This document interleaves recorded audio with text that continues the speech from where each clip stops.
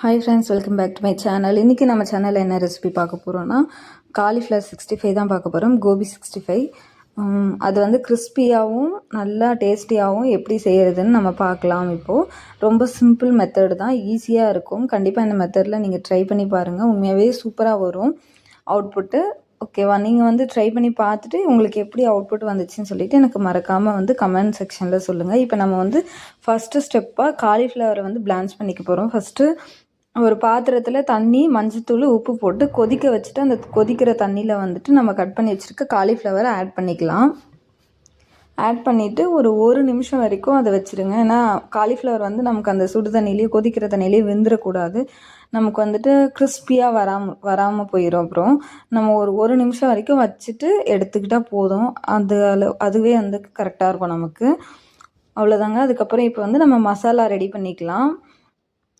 Cornflour எடுத்திருக்கேன் நான். அதுக்கப்புறம் வந்து சிக்கன் 65 மசாலா இருக்குது பார்த்தீங்களா, சிக்கனுக்கு போடுறது, அதுதான் வந்து நான் இதுக்கும் எடுத்திருக்கேன். அதுக்கப்புறம் வந்துட்டு இஞ்சி பூண்டு பேஸ்ட்டு கொஞ்சமாக எடுத்திருக்கேன். அதுக்கப்புறம் சீரகத்தூள் கொஞ்சம், பெப்பர் தூள் கொஞ்சம், அதுக்கப்புறம் வந்துட்டு கரம் மசாலா கொஞ்சமாக ஆட் பண்ணிக்கிறேன். எல்லாத்தையும் வந்து கொஞ்சம் கொஞ்சம் சேர்த்துட்டு ஃபுட் கலர் வந்துட்டு உங்களுக்கு வேணும்னா ஆட் பண்ணிக்கோங்க, இல்லைனா இது ஸ்கிப் பண்ணிக்கலாம். அவ்வளோ ஹெல்த் கிடையாது இது.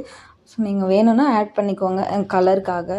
கலர் நல்லா இருந்தால் கொஞ்சம் சாப்பிட்றதுக்கு தோணும், அதனால் வந்துட்டு நான் அதை ஆட் பண்ணியிருக்கேன். அதுக்கப்புறம் கொஞ்சமாக வந்துட்டு தண்ணி ஊற்றி நல்லா வந்து கொஞ்சம் கட்டியாக இந்த மாதிரி வர அளவுக்கு நல்லா வந்து அதை கலந்துக்கோங்க.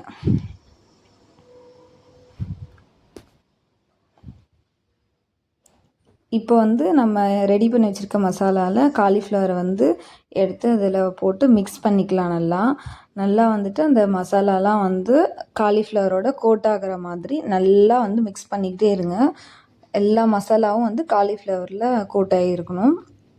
அந்தளவுக்கு வந்துட்டு நல்லா மிக்ஸ் பண்ணிடுங்க. மிக்ஸ் பண்ணிவிட்டு ஒரு 1/2 அன் ஹவருக்கு வந்துட்டு ரெஸ்ட் கொடுத்துருங்க. இல்லை அட்லீஸ்ட் ஒரு 15 மினிட்ஸ் ஆச்சு அதை அப்படியே வச்சுருங்க. அதுக்கப்புறமா ஒரு பேனில் வந்துட்டு எண்ணெய் சேர்த்துக்கலாம். எண்ணெய் சூடானதும் நம்ம ரெடி பண்ணி வச்சுருக்க காலிஃப்ளவரை வந்து கொஞ்சம் கொஞ்சமாக போட்டு நம்ம பொரித்து எடுத்துடலாம்.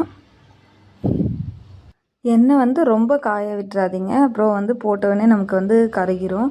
அதனால் கொஞ்சம் மிதமான சூடாக இருக்கும்போது கொஞ்சம் கொஞ்சமாக போட்டு நம்ம பொரித்து எடுத்துடலாம். இப்போது அவ்வளோதாங்க. இப்போ நமக்கு வந்து ரெடி ஆகிடுச்சு பாருங்கள், எவ்வளோ சூப்பராக வந்திருக்குன்னு பாருங்கள். இப்போ வந்து இதை நம்ம சாம்பார் சாதம், மிக்சட் ரைஸ்க்கெலாம் வந்துட்டு சாப்பிட்டுக்கலாம். இதை சைட் டிஷ்ஷாக வச்சு சாம்பார் சாதம், தயிர் சாதம், தக்காளி சாதம், இது எல்லாத்துக்கும் நம்ம வச்சு கூட சாப்பிட்டுக்கலாம். அப்படி இல்லைன்னா வந்து நம்ம ஈவினிங் ஸ்நாக்ஸ்க்கும் வந்து இது எடுத்துக்கலாம். நல்லாயிருக்கும் இது.